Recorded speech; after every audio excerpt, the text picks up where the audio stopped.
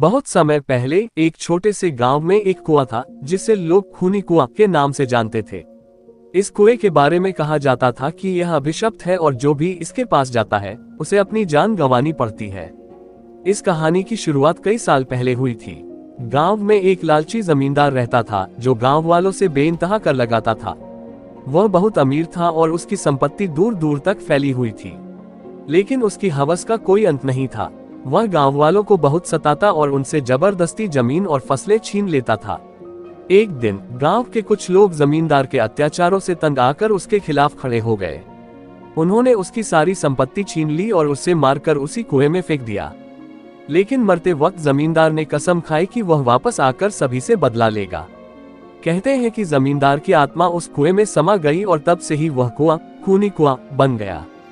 धीरे धीरे गांव वालों ने देखा कि जो भी उस कुएं के पास जाता वह गायब हो जाता या उसकी लाश कुएं के पास मिलती। लोग डर के मारे उस कुएं के पास जाने से कतराने लगे। एक रात गांव के कुछ बहादुर युवक इस रहस्य का पता लगाने के लिए उस कुएं के पास गए। उन्होंने देखा कि कुएं के पास एक अदृश्य शक्ति थी जो उन्हें अंदर खींचने की कोशिश कर रही थी। उनमें से एक युवक ने जैसे ही कुएं में झांका वह अचानक चीखते हुए कुएं में गिर गया और फिर कभी नहीं लौटा। इस घटना के बाद पूरे गांव में दहशत फैल गई। लोगों ने उस कुएं को बंद करने की कोशिश की, लेकिन जितनी बार भी उसे बंद किया जाता वह फिर से खुल जाता। गांव के बुजुर्गों का मानना था कि उस जमींदार की आत्मा आज भी उस कुएं में बसती है और जो भी उसके पास जाता है वह उसे अपनी भयंकर प्यास बुझाने के लिए खींच लेती है।